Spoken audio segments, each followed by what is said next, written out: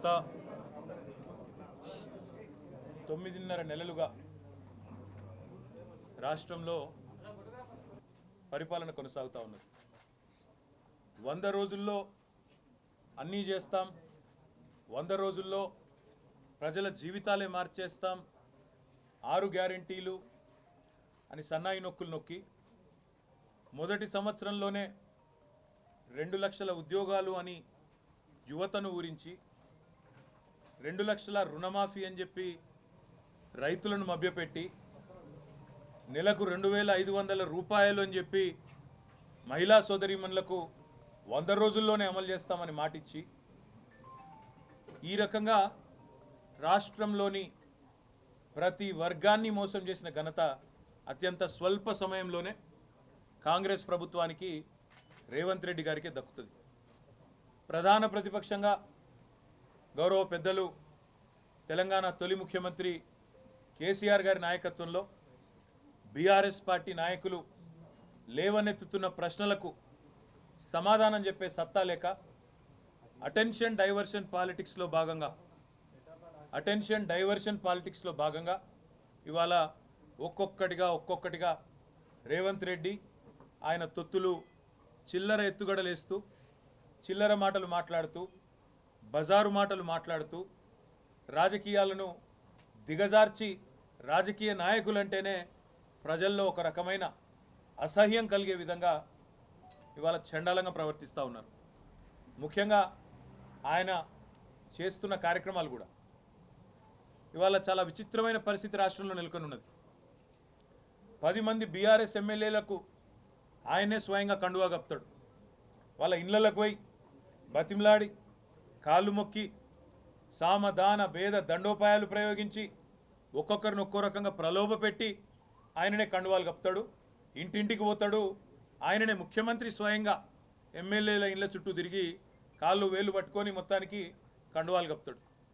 అవన్నీ మళ్ళీ వాళ్ళ సోషల్ మీడియాలో, వాళ్ళ పేపర్లల్లో, వాళ్ళ ప్రసార మాధ్యమాలల్లో, వాళ్లకు డబ్బా కొట్టే బాకా ఛానళ్ళల్లో అవే ప్రముఖంగా వాళ్ళే రాసుకుంటారు. 10 మంది పోయినరు, అసలు ఎవరు మిగిలారు మీకు అని వాళ్ళే డైలాగులు కొడతారు.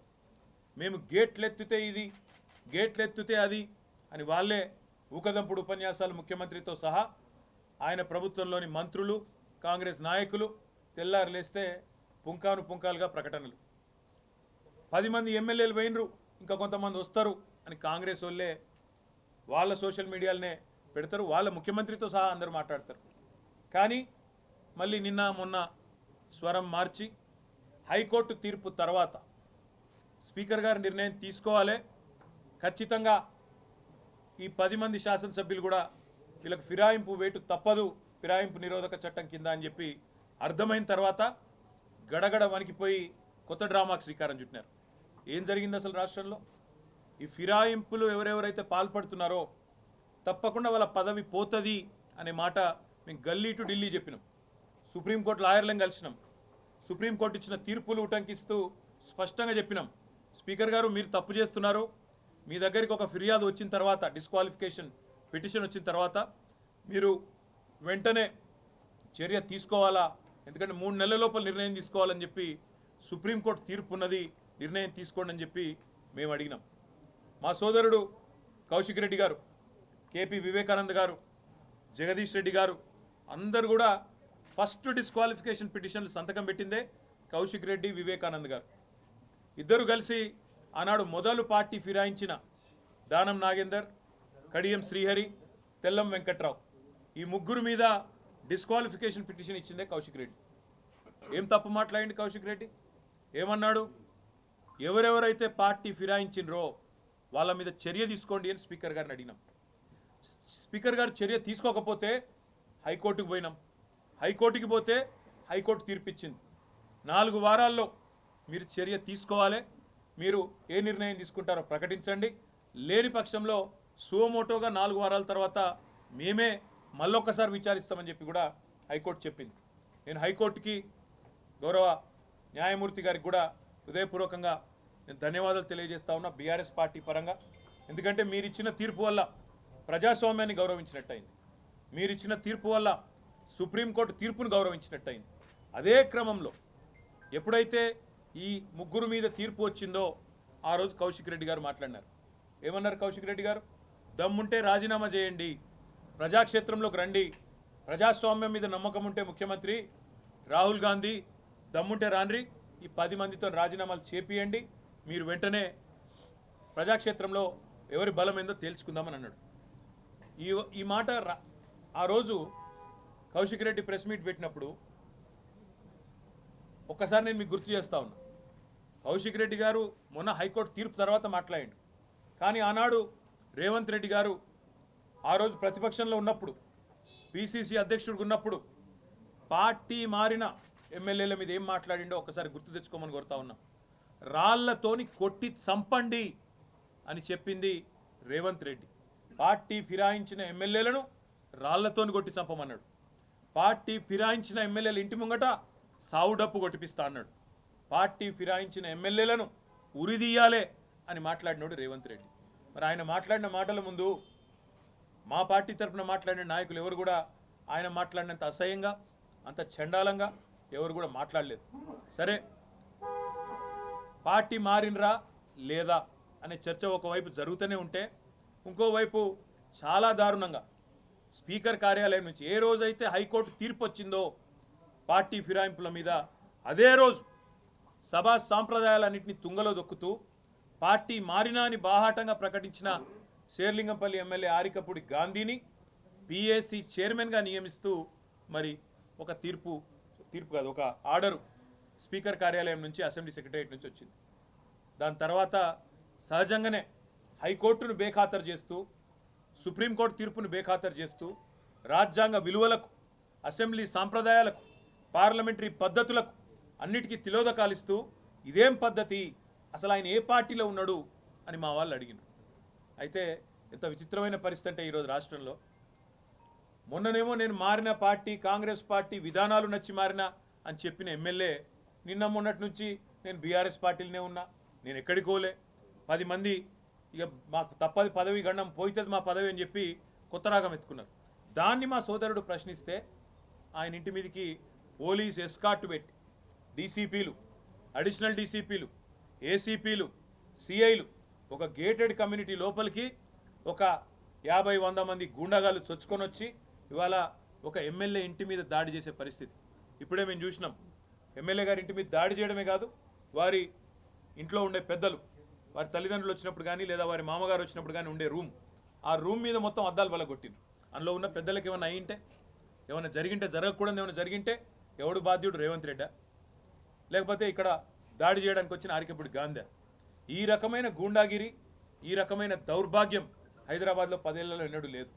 ఒక ఎమ్మెల్యే ఇంటి మీదనే దాడి, అది కూడా ఎమ్మెల్యే ఇంటి మీదకి దాడికి వస్తుంటే ఫ్యాక్షన్ సినిమాల్లో చూపెట్టినట్టు కార్లకి వెళ్ళి బయటికి వెళ్ళాడుకుంటా 20 బండ్లు పెట్టుకొని లైవ్ పెట్టుకుంటా ఆడికెళ్ళి ఈడి దాకా పోలీస్ ఎస్కాట్లో వచ్చిరంటే చేతగాని ఒక హోంమంత్రి, చేతగాని ముఖ్యమంత్రి ఈరోజు రాష్ట్రానికి ఉండడం వల్లనే ఈ దౌర్భాగ్యం దాపురించింది.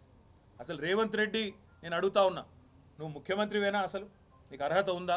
ఇవాళ హైదరాబాద్లో నడి వీధిలో ఈ రకమైన గూండాగిరి చేస్తే రేపు జరగకూడదు ఏమైనా జరిగితే ఎవడు బాధ్యుడు? నువ్వా, నీ ప్రభుత్వమా, నీ డీజీపా, ఎవరు తీసుకుంటారని నేను అడుగుతా ఉన్నా.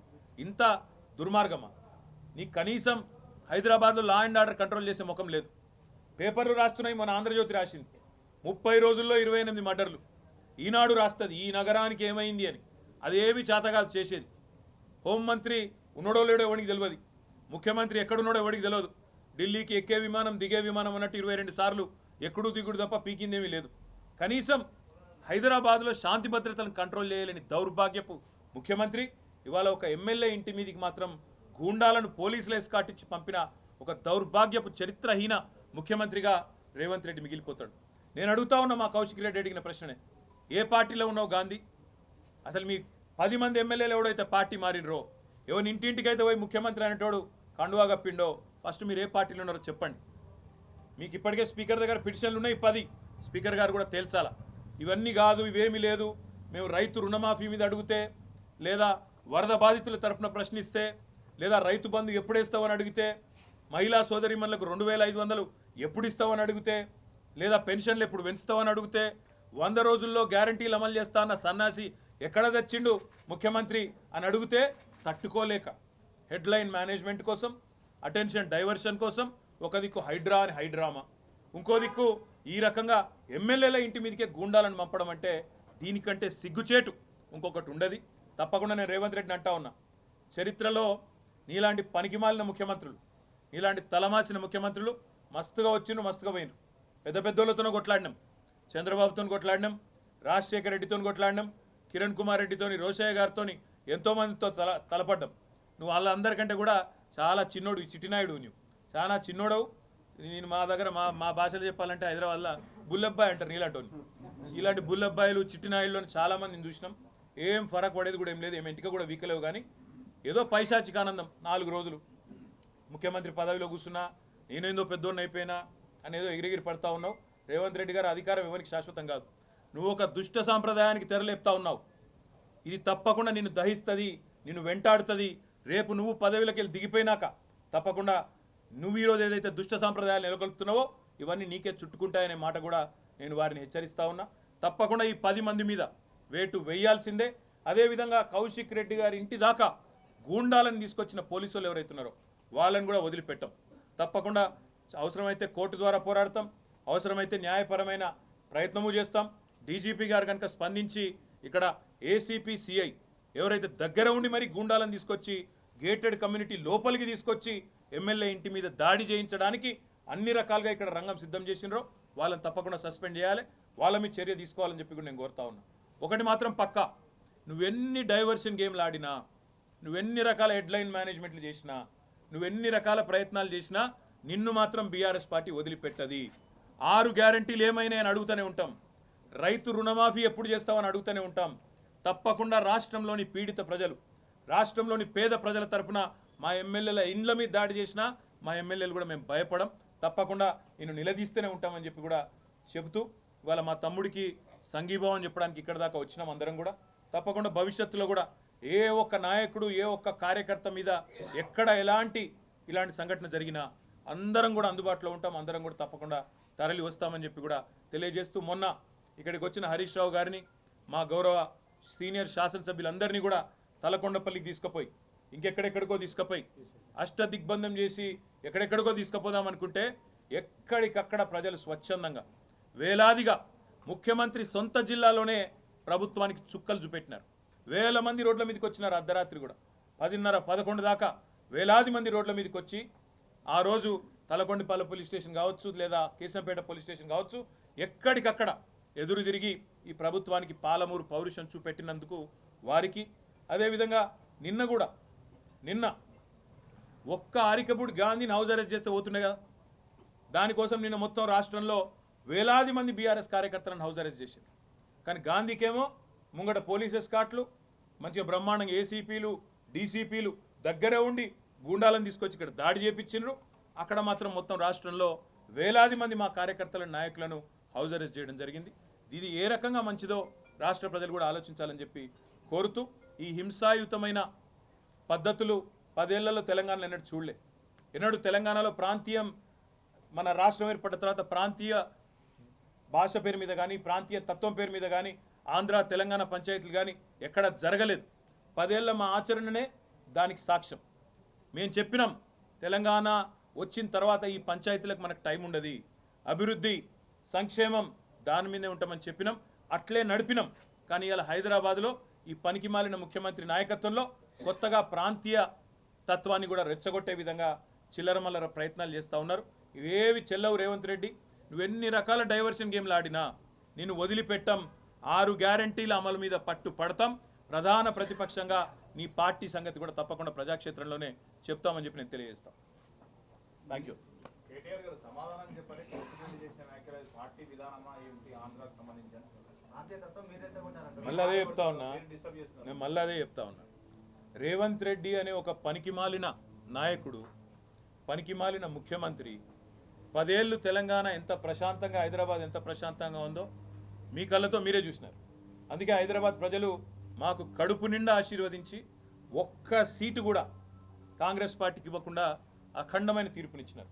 ఇవాళ రేవంత్ రెడ్డి బాధ అంతా ఏంటంటే ఈ హైడ్రా పేరు మీద కూలగొట్టుడు, హైదరాబాద్లో లేని పంచాయతీలు ఎగేసుడు. ఎందుకంటే ఒకటే కారణం, హైదరాబాద్ ప్రజల మీద రేవంత్ రెడ్డి పగబట్టిండు.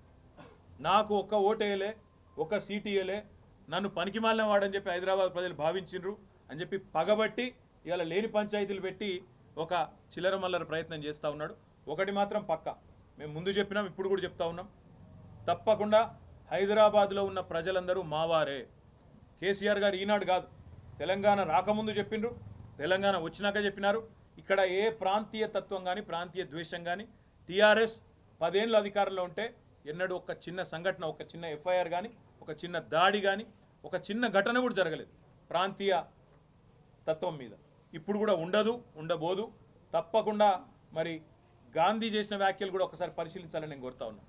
కౌశిక్ రెడ్డి మీద నోటికొచ్చినట్టు బూతులు మాట్లాడడం, నోటికొచ్చినట్టు కౌశిక్ రెడ్డి గారి కుటుంబాన్ని తిట్టడం, బజారు భాష మాట్లాడడం, ఇదేనా రేవంత్ రెడ్డి నేర్పుతున్న సంస్కృతి అని చెప్పి కూడా నేను అడుగుతా ఉన్నా. తప్పకుండా మా పార్టీ పరంగా మాత్రం 100% ఈ ప్రభుత్వాన్ని మాత్రం వదిలిపెట్టాం. ప్రజలకు ఇచ్చిన హామీలు తప్పకుండా నెరవేర్చేదాకా ఎంబడబడతాం అనే మాట మళ్ళీ ఒకసారి చెప్తాం. గాంధీ స్టిల్ బీఆర్ఎస్ లోనే ఉన్నా అంటున్నాడు. నేను కావాలా కౌశిక్ రెడ్డి కావాలా తెలుసుకోమంటున్నాడు. దీన్ని కామెడీ అంటారు.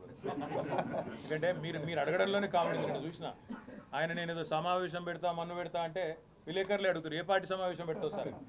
ఇప్పుడు కొంతమంది ఎట్లయిపోయారంటే రాజకీయాల్లో కమెడియన్స్ కంటే ఎక్కువ హాస్యాన్ని పండిస్తూ ఉన్నారు. ఆయననే పెట్టుకుంటాడు, నేను చేరిన కాంగ్రెస్లో అదేదో రేవంత్ రెడ్డి ఏదో పీకి పందిరేసిండు, హైదరాబాద్లో ఏదో చేస్తాడు, నేను అందుకే అందులో చూస్తున్నా అన్నాడు. నేను అడుగుతున్నా గాంధీని, నువ్వు మొన్న ఎలక్షన్లో ఏం చెప్పినావు శేర్లింగంపల్లి ఓటర్లకు? 9,500 కోట్ల రూపాయలతో కేసీఆర్ గారు, కేటీఆర్ గారు హైదరాబాద్ అభివృద్ధి చేసిండ్రు, మా శేర్లింగంపల్లి అభివృద్ధి చేసిండ్రు, అందుకే ఓటు అడుగుతున్నా అన్నావు.